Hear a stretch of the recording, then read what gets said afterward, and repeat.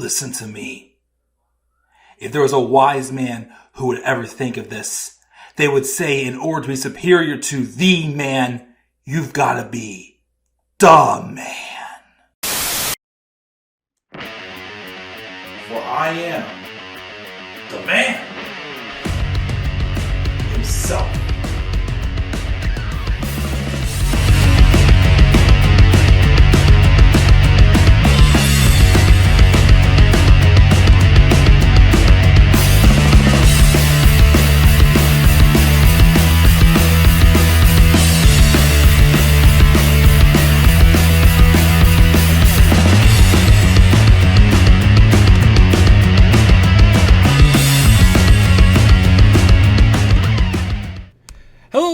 What is going on? How you guys doing all again today? This is the Club of the Man 1993. We have moved over to this side of the page, and now we are on episode number 9 of this WWE 24 review series, as we are now on the documentary called WrestleMania Dallas, as we take a behind-the-scenes look at WrestleMania 32. By far, in my opinion, within the last 10, 11 years, however long now it's been since I've been a full-time wrestling fan. Like I said, the first WrestleMania I ever watched was WrestleMania 29. But I was just a casual viewer at the time.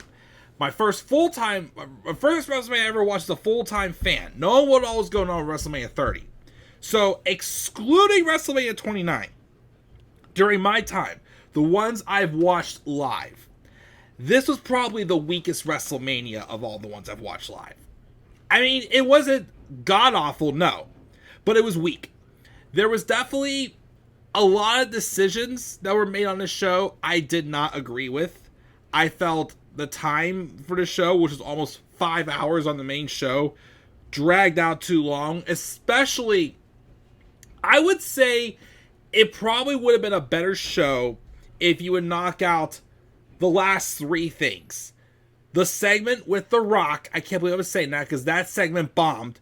The Hell in a Cell match with Shane McMahon and The Undertaker, even though they touched on how much that moment meant for Shane, that match, I wouldn't say I hated it, but it was not that great. And then that main event, oh god, that main event. But we're not here again to review WrestleMania.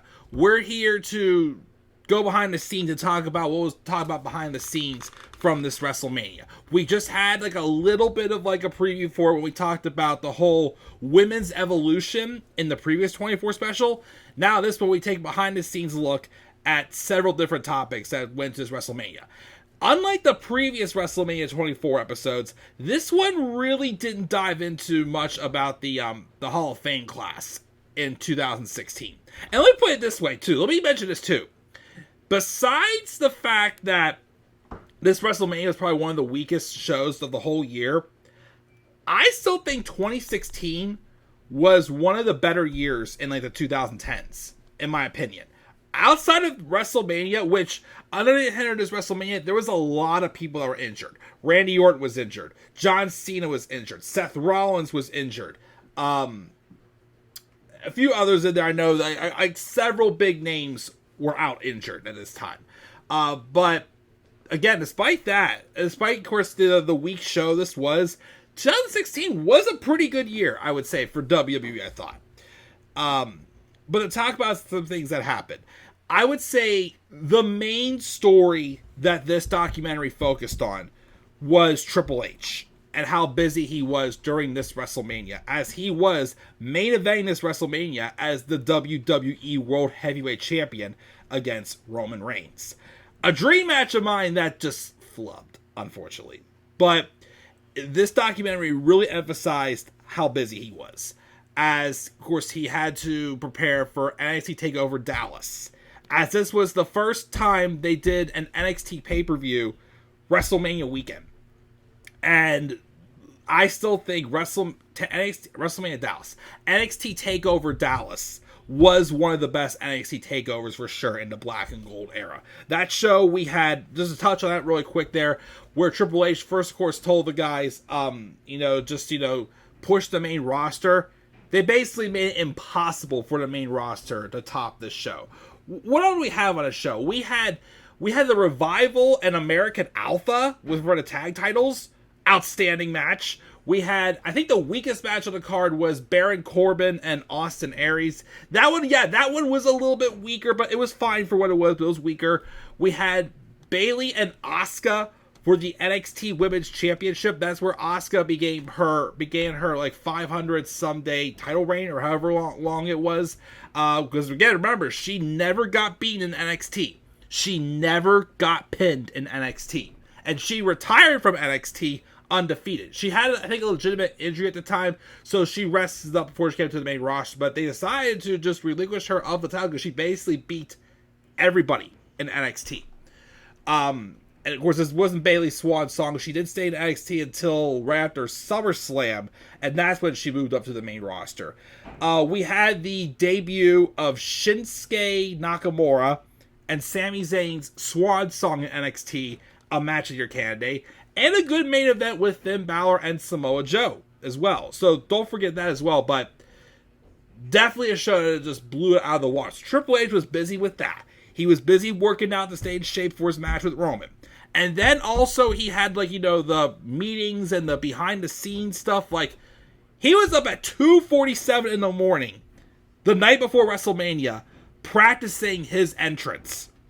The one where Stephanie like started like above and then he came out through some gate below. I'm not 100% sure what the whole influence of that entrance was, but it wasn't too bad. This is sort of a time where like in the following years, his special entrances went like a little bit downhill. Not saying that they were bad, but they definitely weren't topping off like the one he had at WrestleMania 30 or even like the Terminator one he had at WrestleMania 31. Wasn't really topping off any of those, but yeah, the special editors were starting to get a little mellow a little bit after that. But yeah, it just emphasized just how busy he was throughout that whole thing. Another thing this WrestleMania talked about was the New Day. And how the previous year, when they were still, you know, getting their feet wet as the New Day, which we celebrate the 10-year anniversary tonight, this will probably be uploaded afterwards. We'll see if anybody does turn heel tonight for the New Day. Of course, like I said, this will be posted after Raw tonight. But the year before, they were just getting rejected by the crowd heavily. The whole New Day sucks chants, so badly so, they had no choice but to turn the New Day heel for a year, and then right before WrestleMania, when they turned face. And to talk about, well, again, they didn't really do much with the Hall of Fame speeches, but they did, of course, address the New Day because the New Day inducted the Freebirds into the Hall of Fame. They had the Business Summit, which they would pitch their ideas to legitimately make a real cereal Bootios. Of course, we have the Bootios, they make sure you ain't booty. The New Day ice cream, a mouthful of magic, you just gotta have it. And then the pancakes. What was the catchphrase for the pancakes? I can't remember what the pancakes were, but all that happening, and they're all like this Cloud 9, like, I can't believe this is all happening stuff. Which, for sure, because like I said, the year before, they were on the pre-show, and they were getting booed out of the building. And like I said, I still think the moment the New Day people started to actually like the New Day, which I was there, was before SummerSlam 2015. When they had that, like, Frank Sinatra thing that they did in their entrance. Because that's the first time I remember the crowd starts chanting, New Day rocks! New Day rocks! Instead of, New Day sucks! New Day sucks! So, I remember all that making a pretty good statement. And yeah, and of course also, they talked about their original idea for their special entrance. So, originally, Xavier Woods pitched some ideas where something like they were going to have a couple guys playing trombones to their music. One of them was going to have like a flamethrower shooting fire out. And then they were going to get escorted into some unicorn decorated truck. And the doors in the back were going to be butt cheeks for, you know, Bootios. And they were going to open a door, and then they were going to come right out on some unicorn bicycles or something like that. It sounded very goofy, and sounded like it was a little bit like, it would have been I'm sure it would have been great if it would have happened for real, but it sounded like it was going to be a little much to try to make happen. With Triple H, like, okay, that's cool. He goes, what do you think about coming out of a cereal box? So instead, they had them make their entrance with a big box of Bootios tipping over, coming out through there. And of course, the match happened. The match was not that great, to be honest. They took on the League of Nations. It was a stupid match. Like, I still thought, okay, they're one of your hottest acts. They have worked so hard to get their gimmick over the past year. You literally just threw them in a random match against the League of Nations just to have them lose? Like, I didn't like the match. Afterwards, it was cool, though, having Shawn Michaels, Mick Foley, and Stone Cold Steve Austin all showing up. And they took out the League of Nations. Of course, they did dance around with the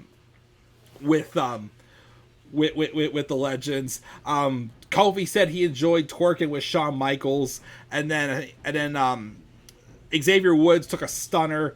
At the time, Woods was like, I may have taken one of the last stunners at WrestleMania.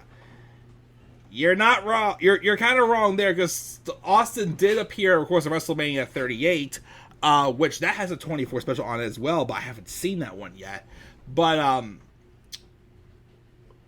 yeah, so yeah, they spun like a positive on it, but I still thought it was ridiculous to have them lose in their first big WrestleMania match as one of the company's hottest acts. You know what I'm saying? Like, I thought that was ridiculous. And of course, of all people, the League of Nations. Really?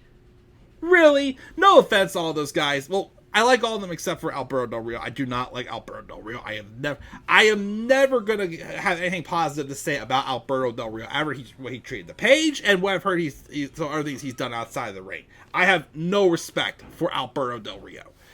But they touched on the New Day. They also touched on Zack Ryder and how he achieved a dream this WrestleMania. First off, this is the first WrestleMania he heard his music be played after a bunch of highs and a bunch of lows that he went through in the company. We all know he got himself over as the internet champion, and then Vince tried to bury him. But then he also a thing that he shared in this was that he did have cancer in high school. I guess the summer before his sophomore year, the doctors found a tumor in his foot, saying it was cancerous, but it hadn't spread. Well, a year later, I think it had spread to, I think, his lungs or something like that, and he had to have surgery. And he had some very close calls, but his whole childhood, all he kept saying was, I gotta get to the WWE. I gotta get to WWE. And, you know, of course, obviously, he made it through there, and and the thing to remember was that ladder match, WrestleMania 32, he wasn't supposed to be in that at first. Neville was supposed to be in that match, and I still wonder if Neville was going to win that match. But then they had Zack Ryder in the match instead to replace Neville, and to my surprise, because I really thought it was good, I thought this, because I think Kevin Owens went to this match as Intercontinental Champion. I thought Sammy was going to win it to like kind of like further elevate his feud with Kevin Owens, because this was also Sami Zayn's first, well, excluding his U.S. title open challenge the year before, this was Sami's first match as an official member of the main roster. Because, of course, like I said, NXT TakeOver Dallas was his swan song, and they brought him up to continue his feud with Kevin Owens that was not finished in NXT. But yeah, to my surprise, Zack Ryder won the match. And it was an outstanding ladder match. Like I said in the last video, this definitely contended with the women's match as the best match of the night for this WrestleMania. But I still gotta give it to my edge to the women because of the moment that it meant for them. So I would say definitely this was the best match and a great moment for Zack. Of course, he would drop the title the next night on Raw to The Miz. We'll talk about that in the next 24 special, WrestleMania Monday. But yeah, a surprising moment for Zack that I thought started off WrestleMania 32 on a very, very hot note, which was pretty awesome for sure for Zack. And I'm very happy he got to have that WrestleMania moment for sure. Another thing they talked about was AJ Styles. This was AJ Styles' first ever WrestleMania. They talked about his journey to the company, how he originally auditioned back in 2001 but got rejected. And then he went all over the world to Japan. He was a legend in TNA, and other sorts. And this was his first WrestleMania, and he got to wrestle Chris Jericho. He also made his debut in the Royal Rumble at the beginning of the year. Original plans, though, were, I didn't talk about this, of course, in the documentary, but the original plans were for him to wrestle Ryback. Yeah, he was supposed to wrestle Ryback, and he was supposed to get squashed. Well, he still lost, but he had a much better competitive match against Chris Jericho rather than getting squashed. But I still think it was a big mistake to have Chris Jericho win that match. He didn't need to win that match. I know he had just turned heel. Yes, I know at the time the original plan was for him to work Roman Reigns in this follow-up program instead of AJ Styles, who they ended up working with his first 2 pay-per-views as champion after that. But I still don't think Jericho needed to win this match. No reason whatsoever. But it was a good competitive match. It's just that, again, there was no need for Jericho to win this. No need at all. I don't think so. But of course, though, to AJ, this is him achieving a dream come true. Yet, at the time, AJ was, the 5-star match in-ring guy, but he was still, getting his feet wet with the whole character development thing. And that was the whole reason for him to work with Chris Jericho more, was to kind of get more adjusted to the WWE style. Which, of course, 1 year later, he had a run with the WWE Championship, and he should have headlined WrestleMania with that title, but he did. Instead, he had a match with Shane McMahon. That was good, though. I'm not going to deny that it was good, but, it is what it is. They highlighted over a couple of the other matches. They did briefly talk again about the women's match. Charlotte, of course, did talk about how, this was an emotional night for her because, well, first off, the costume designer was able to redesign the robe that her dad, that Ric Flair wore in his final WWE match. No, it wasn't his final match for sure, because he wrestled in TNA, and then just 2 years ago, he wrestled in that tag match with Andrade that I heard was god-awful. But his final WWE match, he wrestled with this blue robe on. And the costume designer was able to recreate that, and Charlotte wore it to the ring. She also mentioned about how she lost her brother at a young age, and her, doing this makes her feel like that she's continuing on her brother's legacy and whatnot. And of course, Sasha Banks with her special entrance, since her cousin is Snoop Dogg. And of course, they had Becky Lynch in there as well, and we all talked about how historic that match was. I think Charlotte did talk about did Charlotte talk about her brother in the Women's Evolution 24? I can't remember if she did or not. But we all know that story there, the statement made there. They briefly showed the segment with The Rock and John Cena and the Wyatt family. I'm sorry, that hype for The Rock for WrestleMania 32 was one of the biggest reasons why that show disappointed me so much, because he hyped up what's The Rock gonna do at WrestleMania? What's The Rock gonna do at WrestleMania? All he did was have a long drawn out segment where all he did was just announce the hyped up WrestleMania attendance record, because they were pushing this WrestleMania, so this is an AT&T Stadium, as the WrestleMania that breaks the WrestleMania attendance record. They basically knew from the get-go, and we all know WWE has this thing of fudging its numbers at times, so that's the reason why The Rock was there, which was a huge letdown. And in return, it made the Wyatts look like more jokes, because they had him wrestle Eric Rowan and he won in 6 seconds. Absolutely pointless. Then John Cena came out because John Cena was out with the rotator cuff injury at the time. And so he couldn't wrestle this WrestleMania. But he did make an appearance because he had to make an appearance. Whatever. Anyways, though, that they briefly touched on the Shane McMahon and the Undertaker Hell in a Cell match. This was Shane's first... Actually, well... They said it was his first WrestleMania match, of course, in a long time. I know he wrestled at WrestleMania 17 against his father, but this is his first match back. And of course, one thing that drove him back was he wanted to be able to wrestle in front of his children, and he actually got his son. He was actually able to have his sons make his entrance with him, which I thought was pretty cool. And like I said, the match was okay. It wasn't great, but it was okay. I think also what hurt this match is the fact that the whole thing was okay, if Shane wins the match, he takes control of Raw, and The Undertaker's career is over. basically, is what the whole stipulation was. So Undertaker was fighting for his career. I feel like that would have had more meaning to it if the Undertaker's streak was still alive. But the Undertaker won the match. Shane still got control of Raw the following night on Raw. Vince still gave him a shot because he showed heart or whatnot, which, yes, he did with his freaking jump off the top of the cell. But, from that and what we learned from the recent Vince docuseries, that this was kind of like a good moment for Shane and Vince, as they kind of had that, like, reconciling moment. Like, when Vince in his docuseries talked about how the night before his father died, when he basically kind of gave him the pat on the back of the "I'm proud of you" moment, that's kind of the moment that Shane had here with Vince backstage. So, yes, I'm not a fan of the match, but, I'm happy to see that he got that moment with his father. And then the main event got touched on very briefly. And here's the other thing, too. They want us to say Roman Reigns was the face of the company at the time we were rejecting him as it. Why does that feel like, they were putting more effort in telling the stories from everybody else at the time, but then Roman got lickety split?